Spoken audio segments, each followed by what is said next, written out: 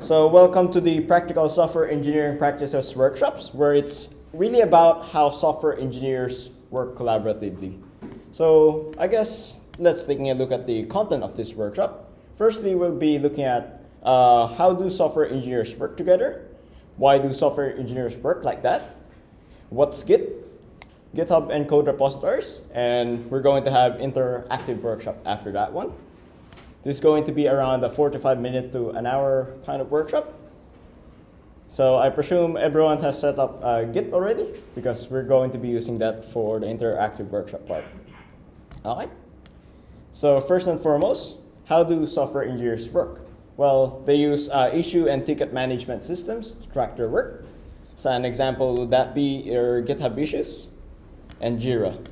So as you can see, there's just a couple of like listings of tasks that needs to be done, and it's recorded into these systems. These types of systems can also be displayed in what's called a Kanban board format, which kind of looks like that for GitHub, and like that for Jira. So essentially, a ticket management system really has only a couple of parts. You have the to-do, which are like tasks that's waiting to be done. You have the in progress section, wherein it's like tasks that's currently being assigned to an engineer and is being worked on. You have the code review section, wherein you have a task that's already in progress, but it's being reviewed upon certain criteria, like for example, does this particular changes fit the acceptance criteria of a particular task, or does it follow a code standard, something like that. And when it's finally been approved and merged, it goes to done. That's majority of it. And the next question that comes into mind is, why do software engineers work like this? So I have a short video here, right here, that basically shows you why we do it like this. So I guess in some extent you can see as to why we use a system like this. If we don't use a centralized system wherein you have task allocations to different members, then you can have members that are doing actually the same tasks, which is kind of like duplication of work. So in that example, Dinesh and Guilfoyle, they didn't know that they were actually doing the same task, which is the DRM modules, when one of them could have been doing another task and another one could have been doing another one. Another great thing, I guess, when it comes to centralized systems like this is that you know who to talk to if you need a particular change or something. Let's say, for example, you have like a Microsoft authentication change. Majority of the time, you're going to have to talk to the person that's actually been assigned to implement the base login system with password and email in the first place, because they work under the same bracket.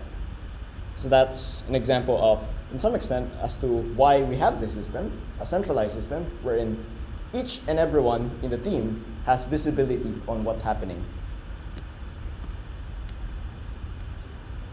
The example that you've seen in the video is what's called a Scrum System.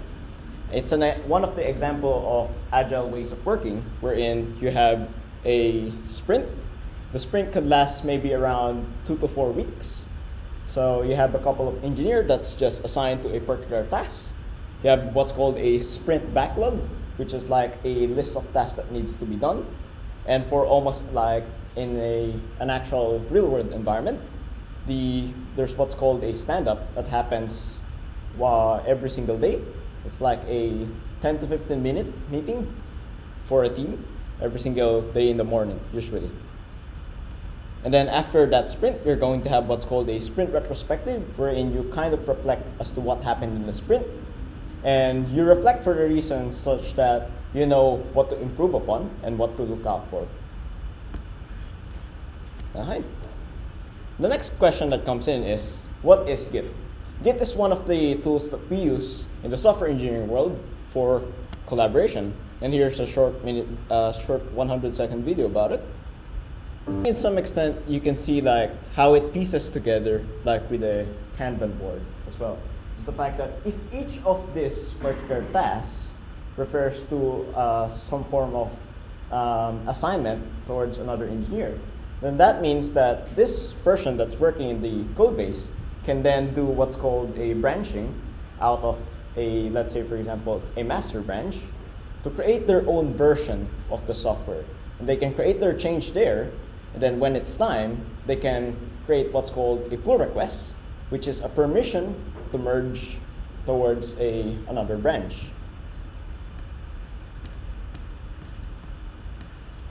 So technically, Git is what's called a version control system. It's a tool for coordinating work for different changes. And there's two main parts of Git. There's what's called a change node, or what's called a commit node, and there's also a branch. So as you can see right in this example, there's 3 branches. There's a master branch, there's a develop branch, and there's a feature branch. Each particular node over here represents a change.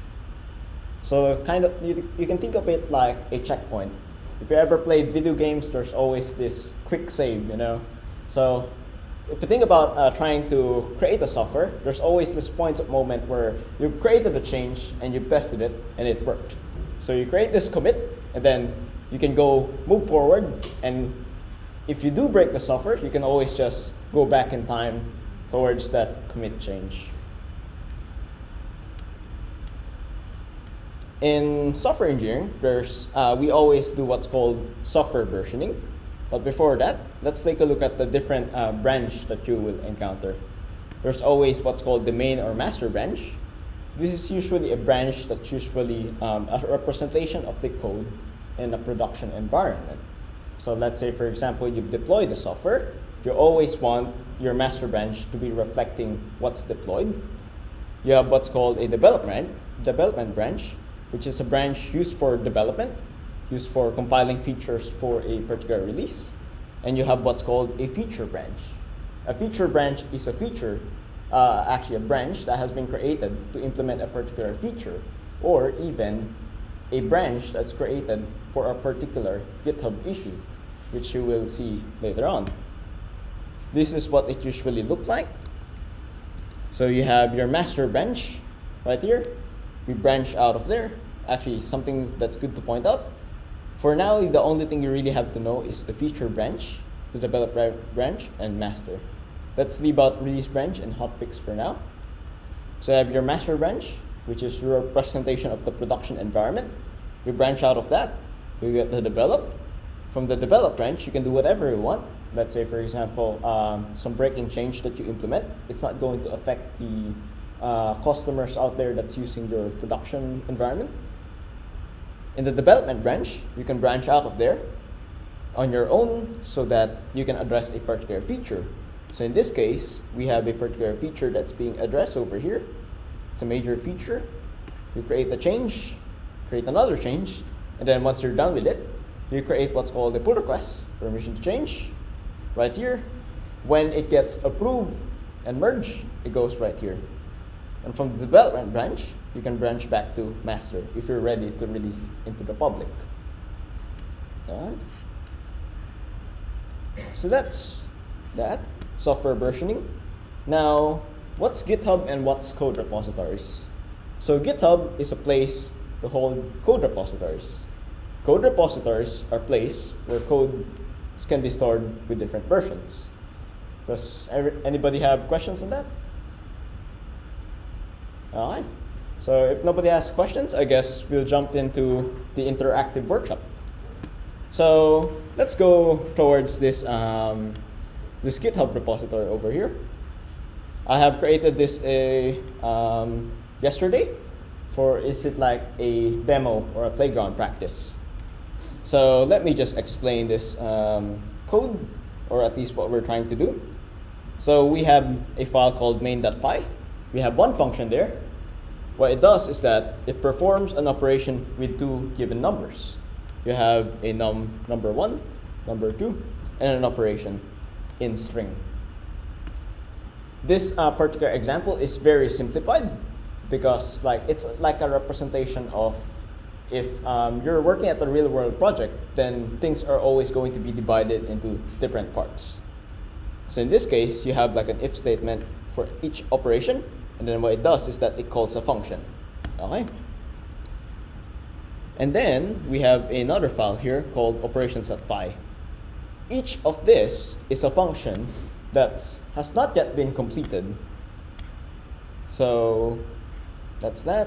There's also automated testing that is set up over here, like a stub. It's not yet working. And yeah. So I guess what I want you to do for this interactive workshop is that you look at the GitHub issues over here. You assign yourself to a GitHub issue. You clone the repository after that. You create a branch with this following format: S, the issue number, the issue name, and you can do that with this command. The reason why we do that is so that we can tie a particular issue to a branch that you're working. S is just a representation of the first letter of the repository. You create the change to satisfy or complete the GitHub issue. You commit the change that you want, and then you create a pull request and assign it to a reviewer in this room. Okay? I know that it's going to be a little bit difficult for the beginners, so I guess let's do a particular dry run of an example. Okay? So here's me looking at a particular GitHub issue. I'm looking at issue number 15 over here, which is called adding flake 8 for Python linting. So the task is essentially to fit the repository with a continuous integration script that will automatically run on a pull request to make sure that code fits the flake 8 code standards. So it's basically a Python code standards. And here's my acceptance criteria. The continuous integration pipeline will succeed when the code meets the standards, and it will fail when it does not. On a real-world scenario, you won't have this answer over here, but just pretend, like I've worked in it for a couple of hours, and here's my answer over here. Okay? So going out from scratch, let's open a code terminal.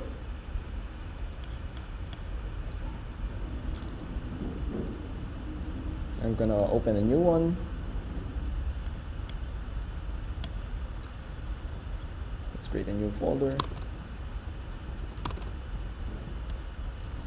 Right here.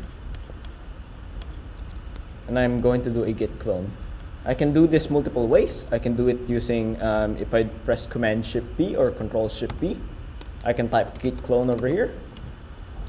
And I can type the URL over there. I can also do it in the command line right here. So let me just pull up the code commit. So right here.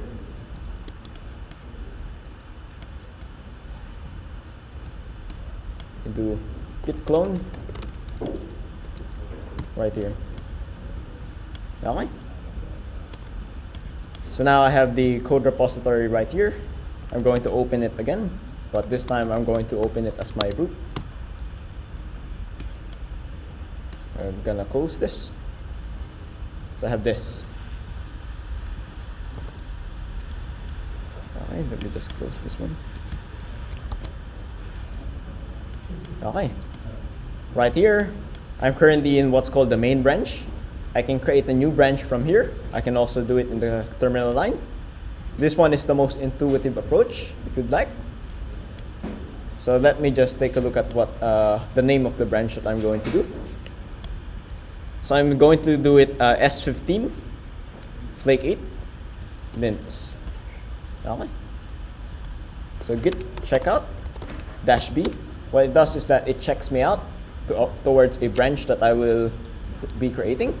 So S15, flake 8, linting. Okay. I'm now in that particular branch.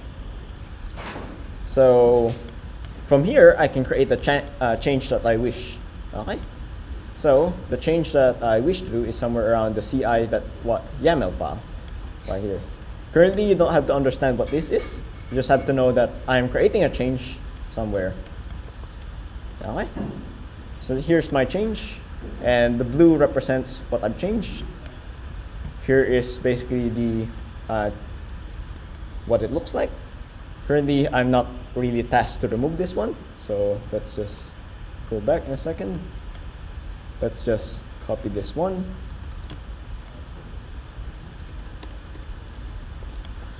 Yep, right there.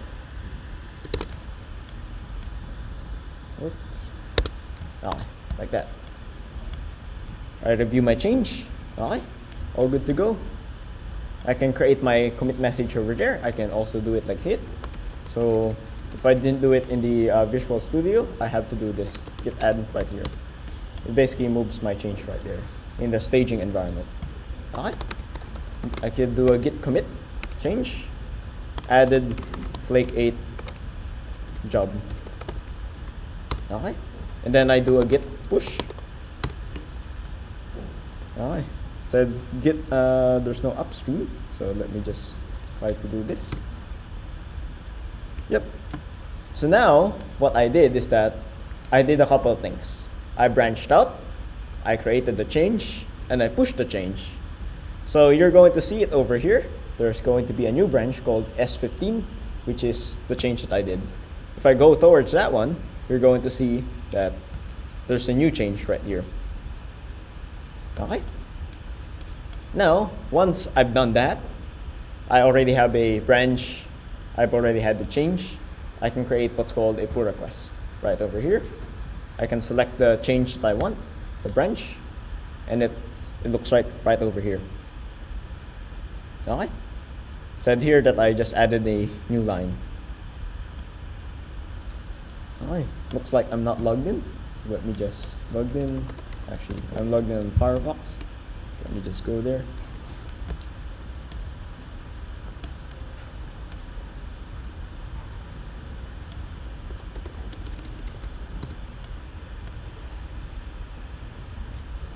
Okay.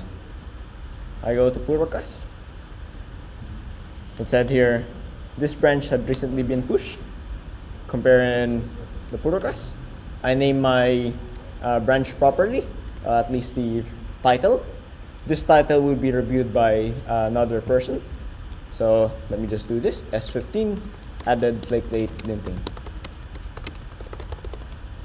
And then I just have a change summary over here. Added a new job in the GitHub actions for flake 8 linting. I just build up a short form over here. It basically just says, yep, I've done all these things. Change works by smoke testing. I have not. Change as test. No. As documentation. I didn't put any documentation over here. But yep, that's that one. Other information, I can say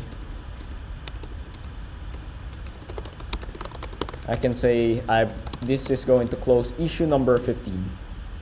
Okay. And then I assign a reviewer. Let me assign Michael as my reviewer for this one. And I create a pull request. Okay. I'm not exactly sure if the acceptance criteria fits this, so we can actually check. So this is the GitHub action panel. It's basically the script that basically tells me whether things are running properly.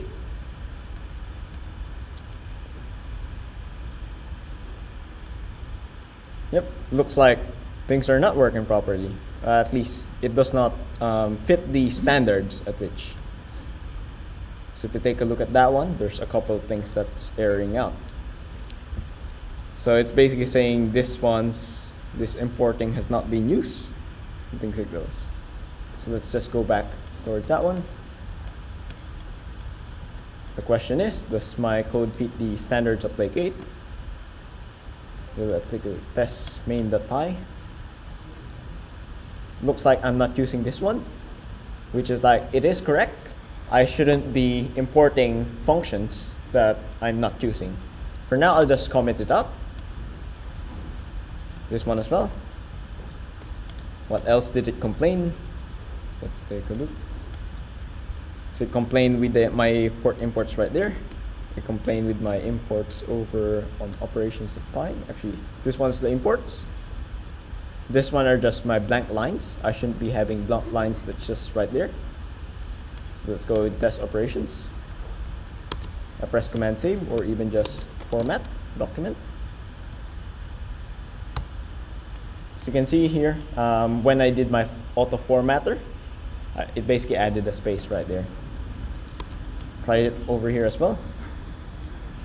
So let me just do a command Z just to see it. So by flake 8 standard, actually, it says that there should be like 2 spaces around here. Okay. Now, we know that the CI pipeline is working because it's rejecting basically my code if it does not feed that. Okay? So that fits some form of testing. That's not that. Okay, I add my new changes right here, and I say fix Flake 8 standard changes. Okay. I can do that right here in VS Code terminal, and then I can do sync changes. This will essentially just push the same one as when I type git push over here. I can even do it again. Yep, right there. Now this will update my pull request over here, and it will run the automated automated linting at the moment. Okay, let's just wait for this in a second.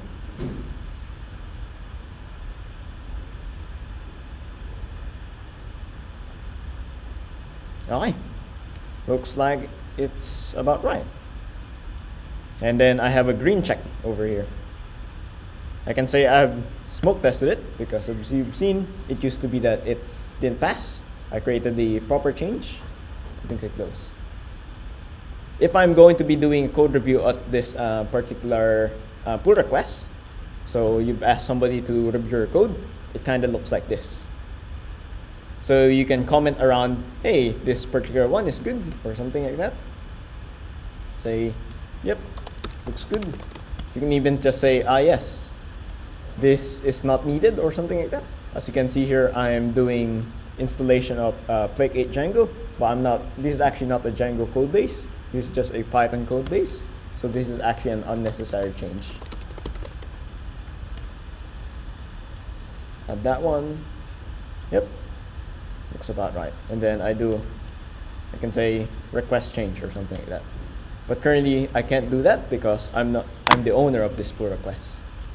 But because I've identified that, might as well change it. Okay. I just remove this. And then again, I do a git add, or I can even do it here. I do a git commit. I put a new change, remove Django Flake 8, and then I do a git push. Git push is essentially uploading it towards GitHub. Okay. Now it will update this pull request right over here.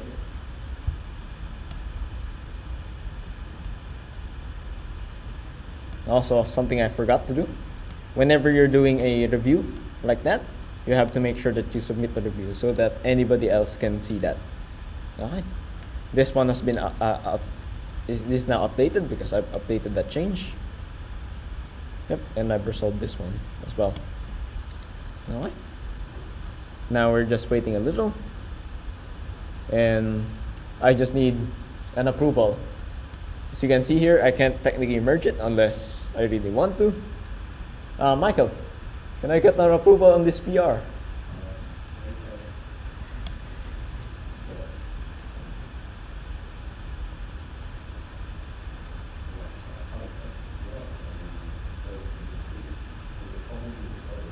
There's a problem with the code. You left a comment. Alright, let me see. Where's your comment? Did you submit it?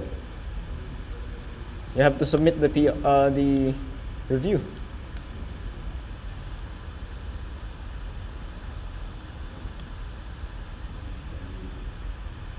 When this thing fails, I actually also get an email, which is like, it's kind of like I submitted a pull request, I get a review, things fails, I get an email. So as you can see, it's like that fast feedback. Oh wait, what's this? Removing Flake 8, not Django. Hang on a sec, what did I remove? Oh man. Nice catch. Nice catch. Alright. Now let's just do that one. Git add. Git commit. Corrected change. And then git push. So as you can see, it's code review is very effective because you have the perspective of another person. Okay? So in some extent as well is the fact that if I make a mistake, I can also put the blame on Michael because he's approved the code. Okay? But in this case, he found it, and yep. Let's take a look.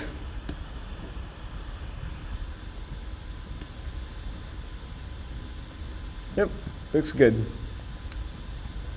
Now, do I have the approval?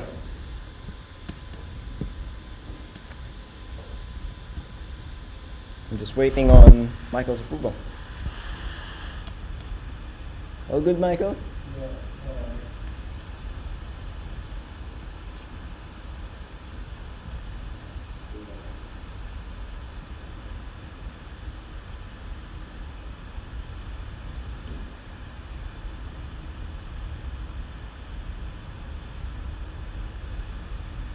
While I'm getting the approval, maybe I think it's a good idea for you to take a look at what's up with the other ones. I've actually also forgot to assign myself to this issue.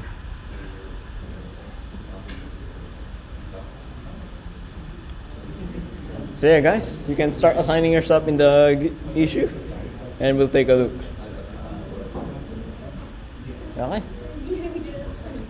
Just to interrupt a little. So Michael has already approved my changes, so I can do a merge. Okay? When I press this green button, it basically sends it over towards the main branch. Okay?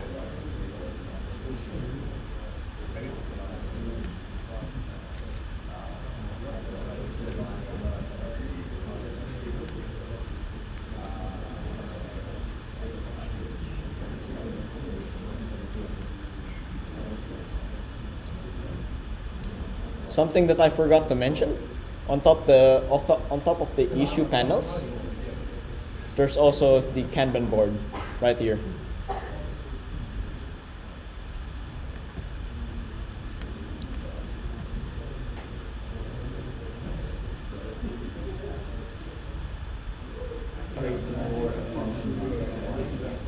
Okay, just interrupting again.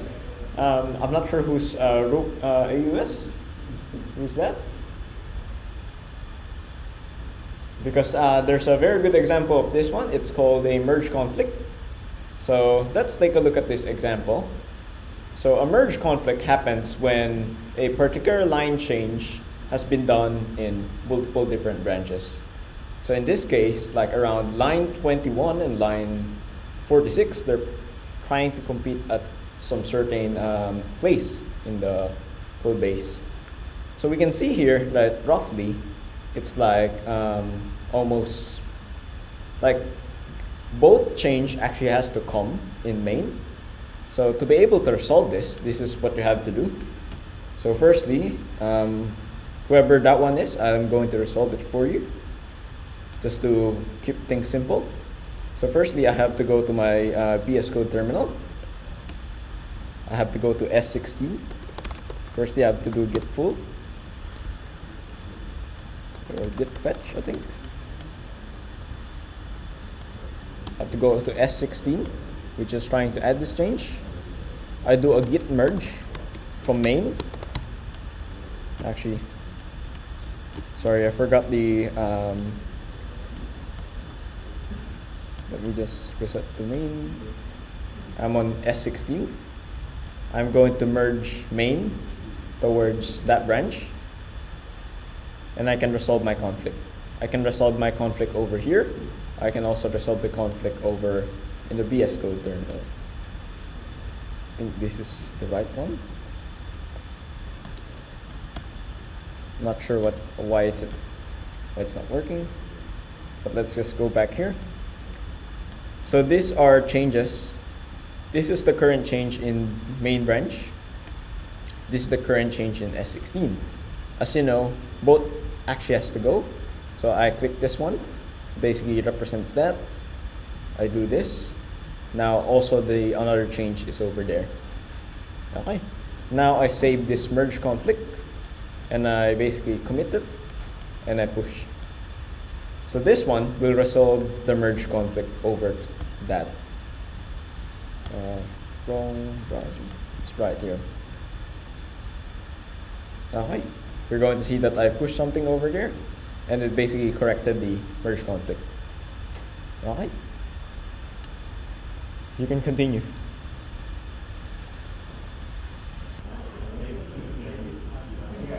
Everything good, guys? If your branch has still not been merged, can you please check if there's anything that you need to change?